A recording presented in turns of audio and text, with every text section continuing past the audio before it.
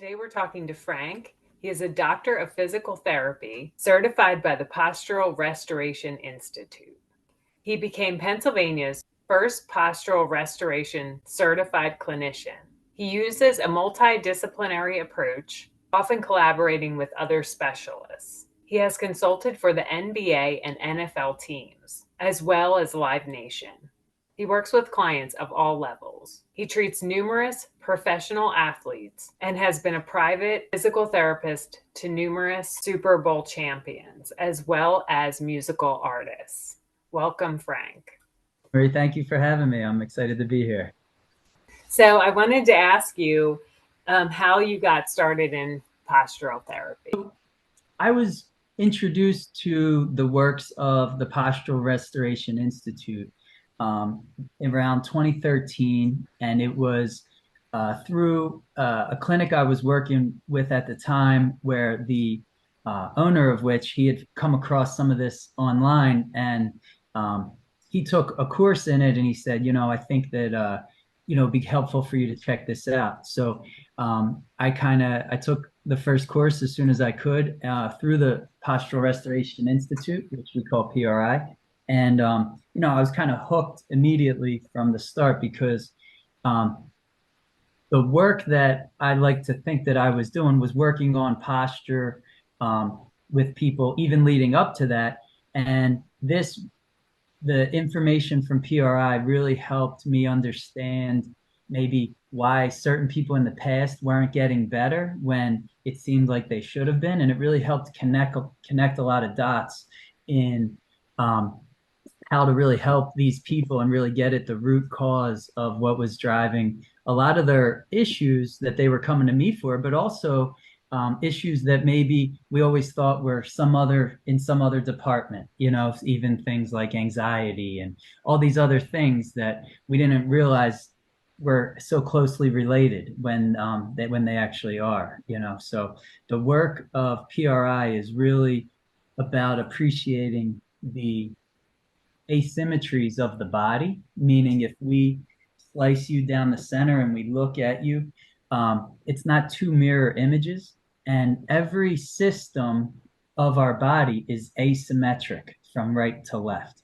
That includes your organs, your musculoskeletal system, your cardiac system, your respiratory system, your neurologic system. So a lot of the issues that we have with movement and respiration and movement fluidity can be traced to the disharmony between the ability to regulate those systems. And when we talk about posture, someone's posture is really the interface of how all those systems come together, and then the body figures out how to position itself and orient itself and stabilize itself and breathe and move based on all of that input. And a lot of it comes through our sensory system, and a lot of it comes through how we're regulating internal pressures and how we're breathing. So being able to really appreciate all those variables and understand how they all intersect with each other started to give me a lot more tools to help me feel like I could help people a lot more than I had in the past. And so I just really dove all in and started really taking a lot of the courses and really focusing my attention there, because I found that these concepts that I was learning were helping me help everybody on the continuum, whether they were a high level athlete or they're, just someone who's just trying to get to their mailbox each day without pain. It gave me tools to help me look at them and understand how to help them based on how our systems as humans work. That's so cool. I love it. So, what issues can postural restoration help with? Yeah. So, I think that when our bodies are out of balance, um, there's any number of ways in which that can show up. And so a lot of the issues that I tend to see are people that come to me with maybe chronic neck pain or chronic back pain or just chronic pain, recurrent pains in any particular area, um, from a musculoskeletal perspective. But there's also a lot of issues that maybe people don't realize are things that we would address with a PRI approach, such as like headaches, dizziness. Sometimes people might sound weird, but people feel like their body's not connected well. They feel disconnected from their body, or they don't feel like they can really feel the floor, or even just repetitive injury issues, especially soft tissue injuries. If you're talking about athletes that maybe always have, they're always straining that right hamstring, or they're always, it tends to be one area that just persistently seems to be getting aggravated. But most of the people that I end up seeing kind of have a lot of things going on, and they've seen a lot of different people in different departments that were just looking at it through their specific lens. Like maybe just the neurologist was looking at the headaches, or maybe just the pulmonologist was looking at the asthma, or just the orthopedist was looking at the hip pain. And, from my perspective, I try to zoom out and kind of say, okay, how could this all be kind of tied together in some way? And what are the couple of things that we could address or start to intervene at that would have the best ripple effect into all these areas? And oftentimes, um, it comes down to how our body is positioned and how it's gotten comfortable kind of stabilizing itself, and then how we've started breathing from there. And the body will not go into a position that it can't breathe well in. And so a lot of it is helping us find which muscles aren't maybe getting a chance to work because your body's having to twist and contort into breathing a certain way. And that often allows some muscles to work too much and other muscles to get a prolonged vacation. So we're just trying to always get balance in how the muscles position and stabilize us around our pelvis, around our rib cage, and even in our head and neck. So that kind of leads me into what I wanted to ask you about with the difference between like traditional physical therapy and postural therapy. Seems like there's more of a holistic approach to it. Yeah, yeah, I would say that's a safe statement to make. I've worked in a lot of the traditional clinical PT type of settings, and and I understand why things are the way they are in that world. They have to have a diagnosis that is on the ICD-10, spectrum somewhere, and they have to treat in that within that area. Um, so a lot of times, traditional physical therapy might be zooming in to one specific area, and maybe if a muscle's tight and working hard, they might be looking at maybe specifically just stretching that muscle, or trying to address things at that specific tissue level. Whereas, like I said, I like to think that I have the ability to kind of zoom out and say, okay, well, what's going on elsewhere, as far as why that area that you're in pain with, which is real pain. It's, you're not making it up. I believe you. I know it's hurting, but could that be maybe that your body's impinging on that or relying on that area too much, and or overworking that area or jamming that area because other areas aren't working enough? So through our methods, we would do specific testing to examine the position of kind of a lot of areas of your system in your body. And there's times where somebody might be coming for a shoulder thing, but it's because of a hip thing, So we may be and being able to do it this way kind of gives us the freedom to zoom out and to look at other areas rather than just having to look at the shoulder. It makes total sense. Like our whole bodies are connected. So why would it just be like one isolated thing? Exactly. Yeah. Yeah, absolutely. Everything is connected, and when your hip moves a certain way, your shoulder knows it, and vice versa. And your feet know what's happening at the shoulder, and vice versa. So, same thing for the head, the neck, even sometimes things in our head, like our visual sense and our the way our teeth touch and our jaw alignment, it all is connected. And the body's always organizing all these areas at one time, unconsciously, and coming up with the best possible plan for movement that it has based on that menu of options that it's given. So what I like to say is, um, what I like to do is just say, look, let's give your body more options on the menu so that it doesn't have to do things one specific way or in one specific pattern because it thinks that's all it knows. A lot of times when I see somebody and they feel like they have a lot of pain in all different areas, they kind of come in and they think, well, my body's breaking down. This is screwed up. This is screwed up. This is screwed up. This is screwed up.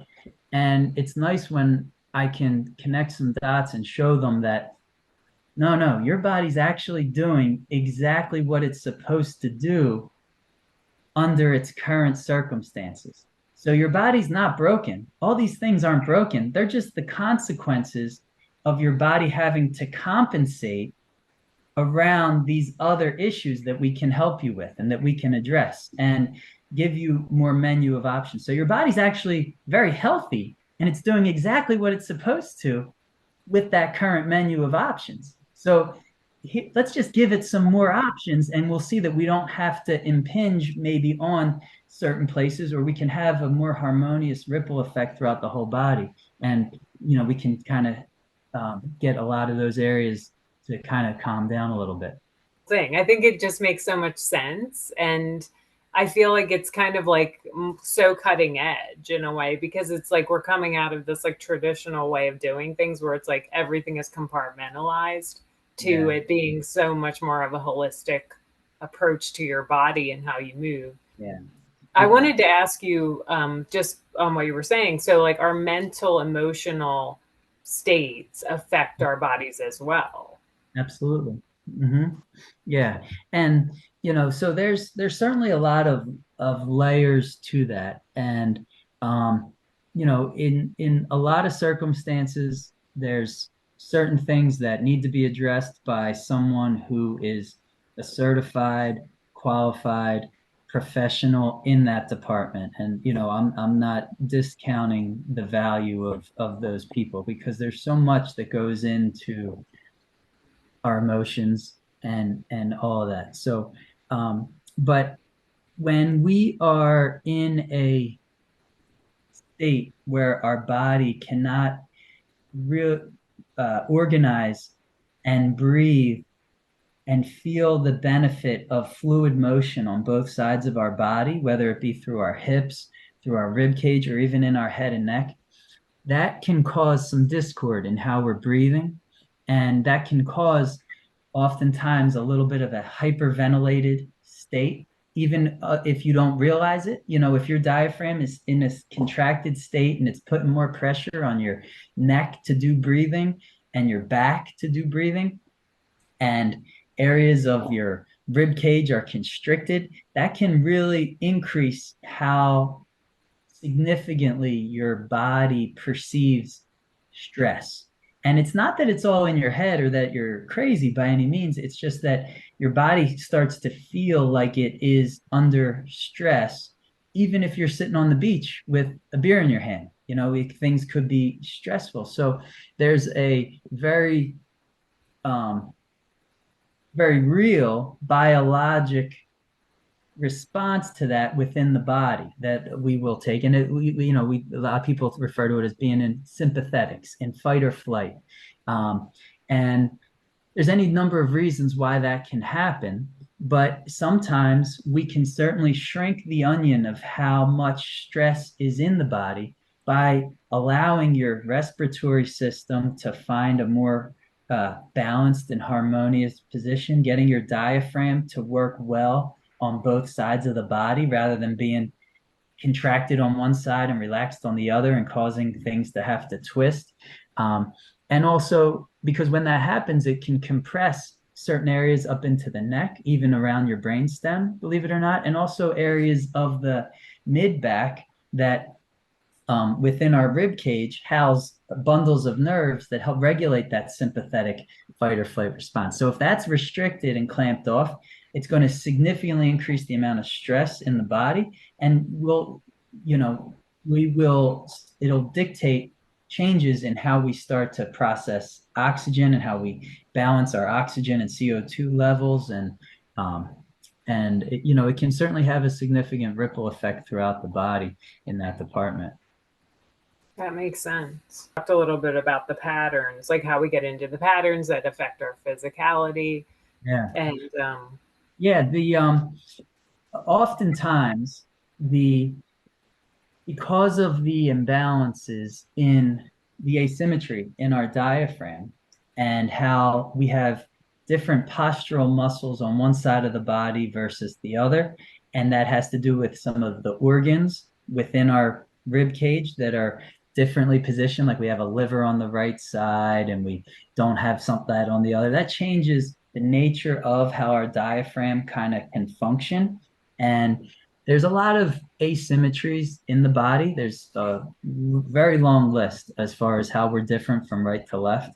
But some of the main ones are the difference in anatomically our diaphragm and how the organs around those diaphragms um, influence how easy it is for us to move in certain ways. And oftentimes, what we see is that it kind of predisposes us to a pelvis that ends up kind of orienting to that right side and kind of gives us a little bit more of a better sense of how to kind of position ourselves over that right leg that's on the ground. And then our trunk tends to kind of rotate around and it allows our left side of our rib cage to be a little bit more hyperinflated. And it's easy to kind of stand kind of like over on that right side. And you'll see a lot of times people may have a shoulder that's a little bit lower on one side. And their head is, they stand maybe with their head a little bit kind of rotated one way. And, that's a very basic, broad description of the pattern that a lot of us tend to get in. That's not necessarily a bad thing that happens, but it's a bad thing when we can't quite get out of it. So as humans, when we're on our right leg and we're walking, we kind of need to orient over there and rotate back to the left. But the problem becomes when we then leave the right leg and we go to the left leg and our body can't evenly reverse that in some way. And that can cause a lot of extra strain to go onto areas of the back and areas of the hips. It can also cause a lot of extra neck tension. Um, and, it will certainly disrupt the harmony of both on both sides of the body. When we walk down the street, it should be much more effortless as we kind of load into one side and then kind of recoil and our body accepts that load on the other side and it just kind of like hands itself off from side to side. And that should happen through our pelvis, through our rib cage. And when that can happen, it will decrease the amount of head and neck torque and tension that ends up getting sent up there oftentimes.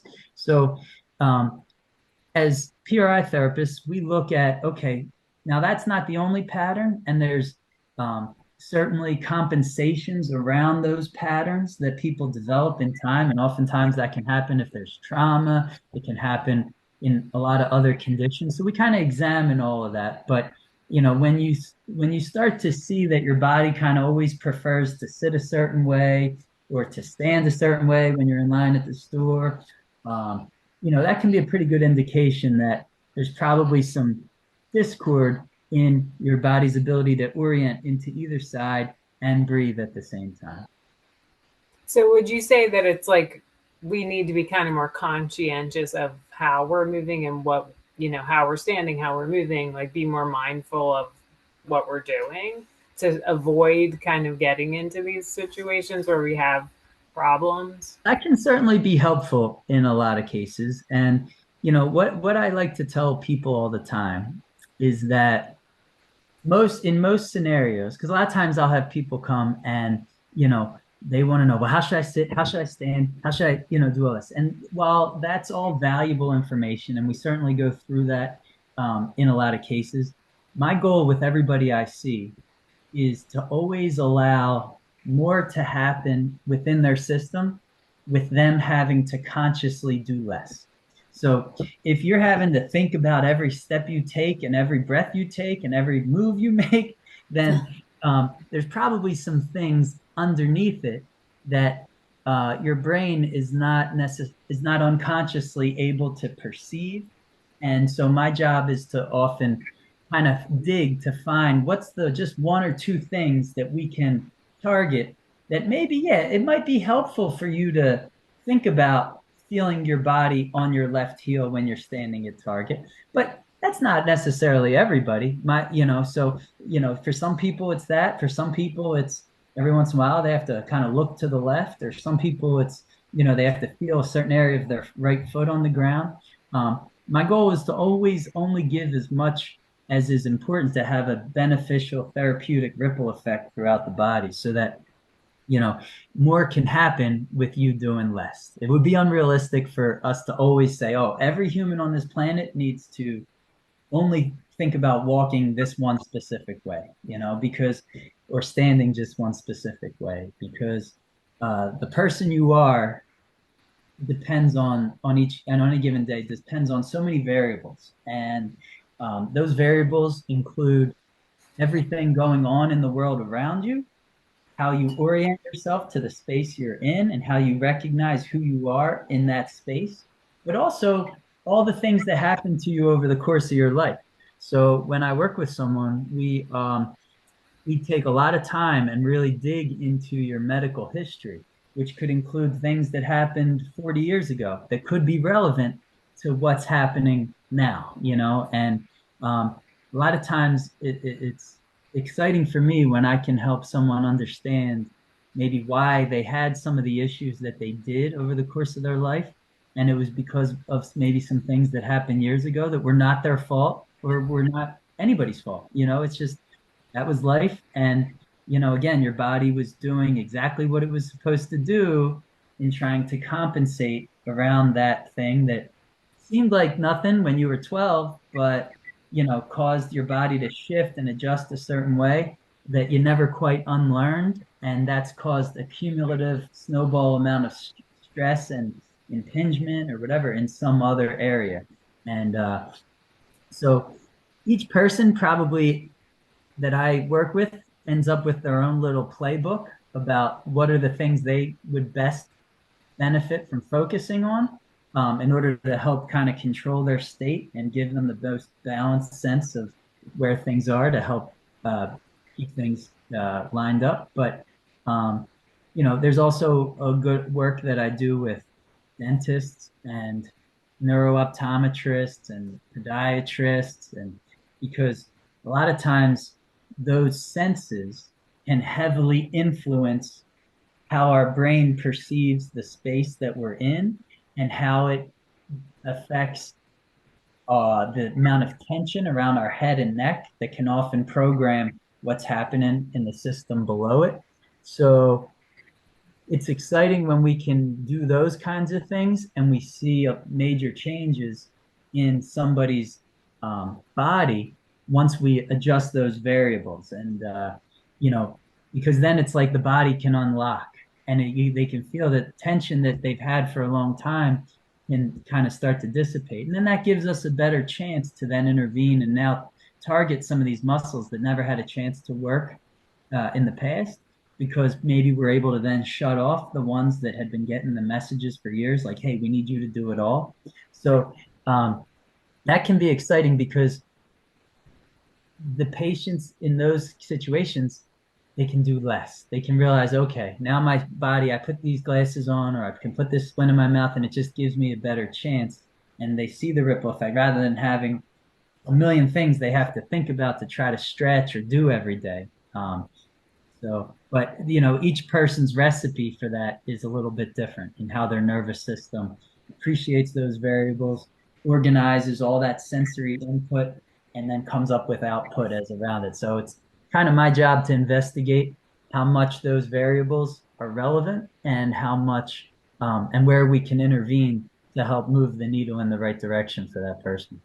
And it kind of has to do with like my situation with the cataract in the left eye, and then how I Yeah, got balanced from that. I don't know if that was the whole reason, but it was definitely contributing to it. definitely contributing. Yeah. So, um, you know, estimates of somewhere between 60 and 80% of all of the connections in the brain have ties to the visual system.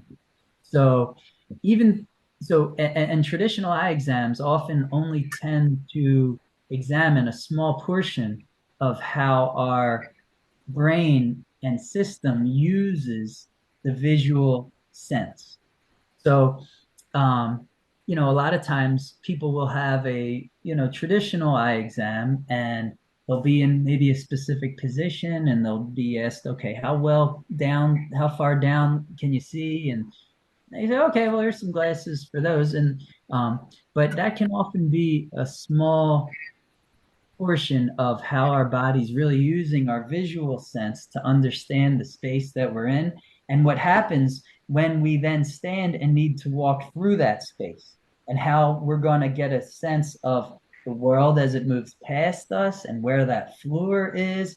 And so those types of variables are can be really important in how somebody um, uses maybe their neck muscles or how they feel the floor and how they can feel that they can shift their body weight from side to side. And sometimes, the glasses that somebody gets prescribed could be a little bit too strong. They could say, okay, that'll help, they'll give you a lot of medicine to help you see clearly when you need to read um, but it might not necessarily uh, be the best way to help your brain sense where it is in space and how to sense the ground. So then every time you put them on, although you can see clearly, it's coming at an expense. It could be activating neck muscles. It could be making it hard for you to shut off certain things in your hip and your back when you stand and walk. Um, and that's just one example, but the some of the work I do with the neurooptometrist is very detailed visual exam.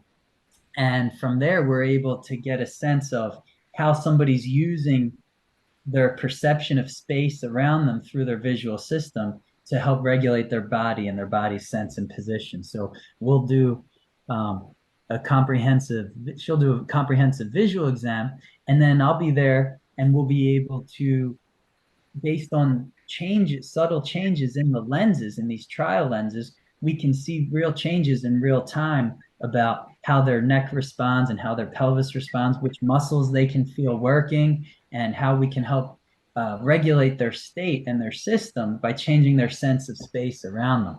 Now, in your case, Marie, it was really nice that we didn't have to go that route. It was just kind of obvious that, look, if there's this thing influencing your ability to sense the world on that left side, it can certainly make sense that your body's going to orient a little bit more over to this right side, get a little bit more visually dominant over on that right side, and then your whole pelvis is going to shift over there and you're going to have to rotate back. Even when you're on your left side, you're going to stay stuck like this because your body isn't necessarily sensing that side as much. So you're always going to be trying to use that right eye. And in your case, unfortunately, it came at the consequence of your lumbar spine.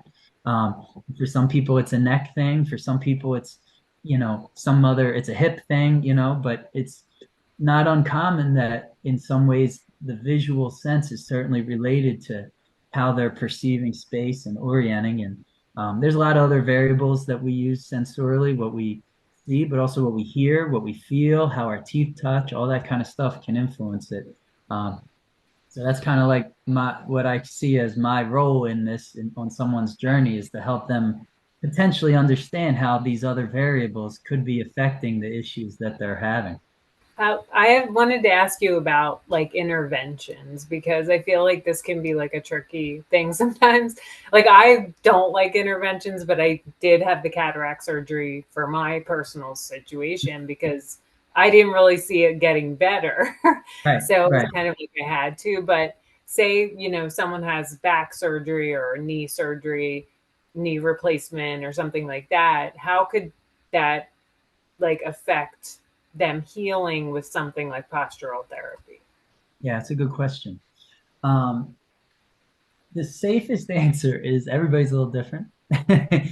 So um, there's certainly a lot of things that surgeons do that um, are helpful for us at times. And so there's certainly times where, the ability to go in and do something is better than the alternative of not having that thing done. Um, I will say that anytime there is a surgery, it's not that it changes our ability to help, but rather it just changes the dynamic a little bit about, depending on what that surgery was, about understanding the layers of someone's issues. So, um, sometimes, when things are cut, it changes the neurology within the system. For instance, um, when I was in high school, I had an ACL tear. So my ACL in my knee is not necessarily my the ACL I was born with. So the proprioceptive connections from the ground up through my left leg are going to be perceived in my brain a little bit differently than what's coming up from the right side. So that could potentially bias me a certain way. So, when I see patients who have had surgeries, depending on the nature of the surgery and depending on what happened after the surgery, it never changes our ability to help by any means. If anything, it makes me feel like, okay, I'm more equipped to help this person because I'm going to look at how their body may be managing this altered neurologic situation. And that could be relevant to maybe the issues they're coming to me for, which might seem different than the surgery. Maybe somebody had a C-section and, that changed the way their body regulated pressure within their body from their pelvic floor up to their head, neck, and throat. And it might be that somebody they needed the C-section. You know what I mean? So it's not that the surgeon did anything wrong. They needed to get that baby out. They did what they had to do, but it doesn't mean that there wasn't a ripple effect of consequences after that. And it just helps me understand, especially when we go through someone's history, the sequelae and the timeline to say, okay, these things maybe got a little bit worse after your second child that was a C-section. Okay, maybe it means we need to pay a little bit more attention to, and they could be coming for head, neck issues, jaw issues, but oh yeah, it was after I had my second kid. Okay, well, maybe the root cause of that is maybe what changed in your pressure regulation in your system from around your pelvic floor and your core and your abdominals and how that affected your diaphragm and maybe started to put more strain on your neck to try to help you breathe. And if your body was a little twisted, you're doing it more one way than another. So that's kind of the thought process in my mind when we see those things. So having a surgery by no means that we can't help. And if anything, I think it means that we can hopefully help a little bit more because we might be considering variables that are might not be necessarily considered in other departments.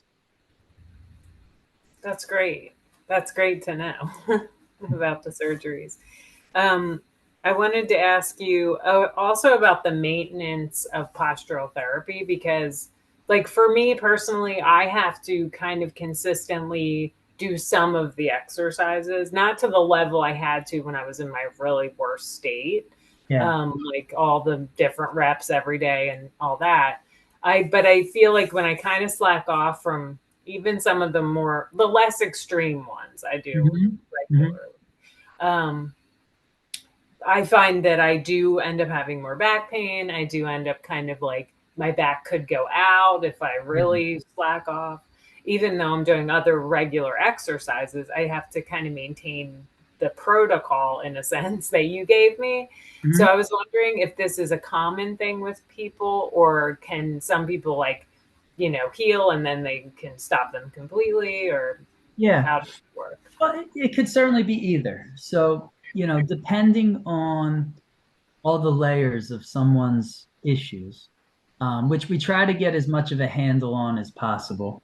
But it's impossible to be able to know everything that's affecting every specific person. And that could be just even unconscious. And I'm not saying this is your case, Marie. I'm just saying It in totally could be general though.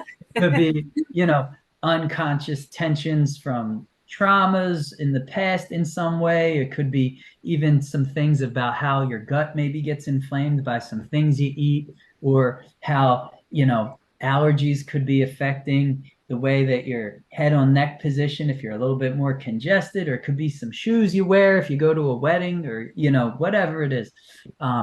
There's a lot of things that could be influencing people. So, um, my bias is that I think that PRI type exercises are good for all humans along the continuum, meaning whether or not you're having problems. I think they're great to just also kind of help you stay ahead of problems and kind of build a buffer.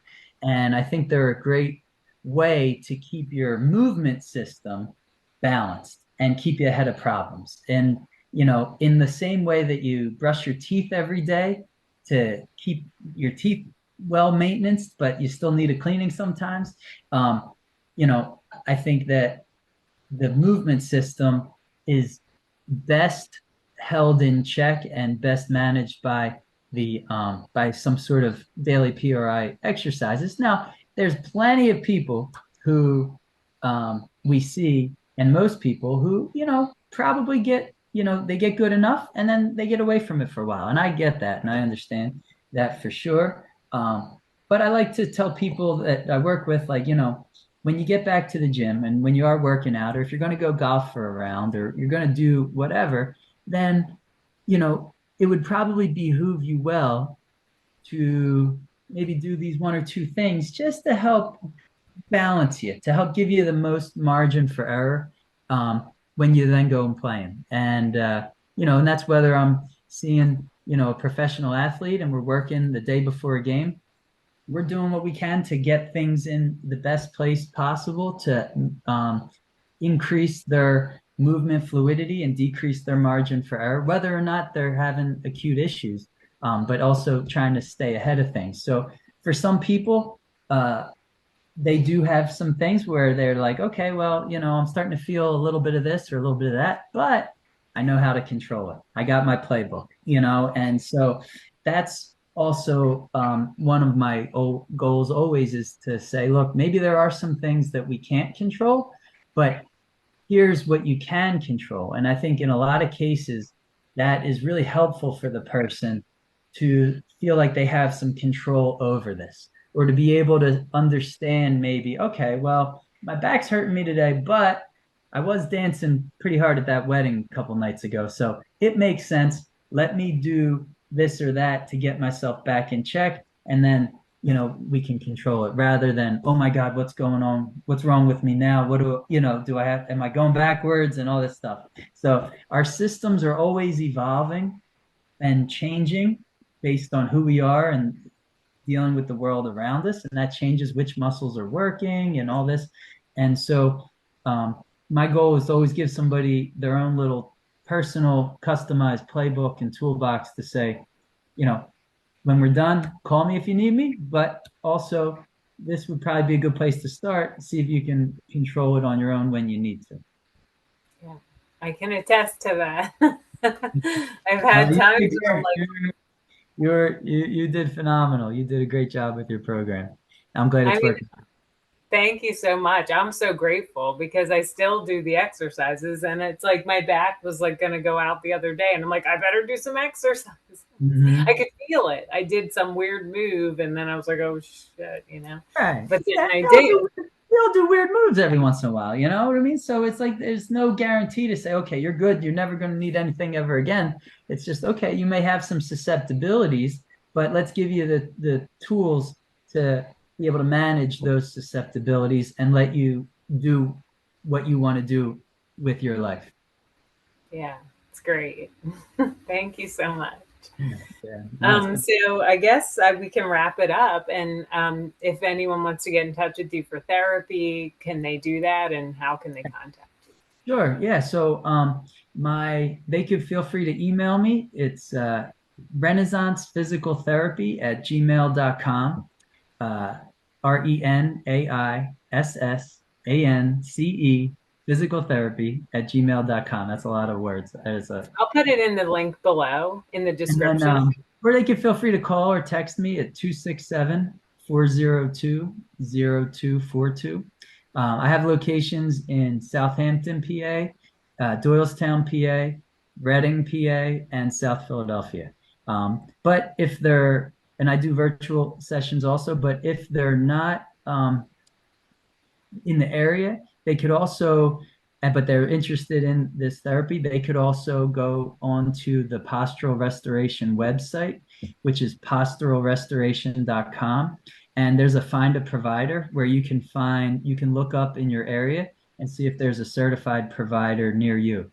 And, uh, you know, that's also a great resource. And you could also go on there to learn more about PRI and the nature of that work and the science behind it. And it's really fascinating work. So, Ron Haruska, who developed the institute, started it in 2000. Is just a brilliant mind, and he's been someone who has been able to pull in together a lot of these pieces that existed in other disciplines, and he brought them all in to make sense, kind of how they're all affecting each other. And so it's I know him really well. He's a great person, a great man, and I'm forever grateful for the work he's done, both to help me as a therapist, but also he's helped me a lot personally through my own journey. And I've had a lot of health issues in my life, much worse than the the knee thing in high school. But he's really the reason that I'm able to function the way I am today and how I'm able to do this. So I think that what I went through was helpful in helping me understand the patient experience.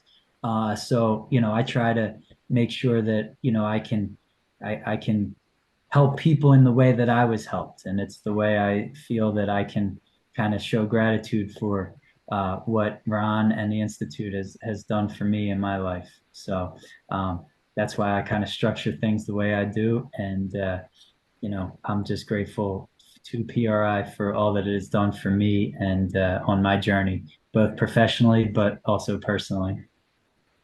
That's awesome. You're helping so many people. I'm grateful for the people that entrust me with their care and let me help them on their journey and let me help them navigate these things. So, it's always an honor to be able to help and give people perspective that unfortunately they may not be getting anywhere else, to help reassure them that no, you're okay, and there's some things we need to work on, but I think we have the ability to work on those things, and we have the tools to help kind of pull those pieces in. I wish I could send like everybody to you. I appreciate you, Marie. It's you're really a gift, and I'm grateful for you. So thank you. Thank you so much.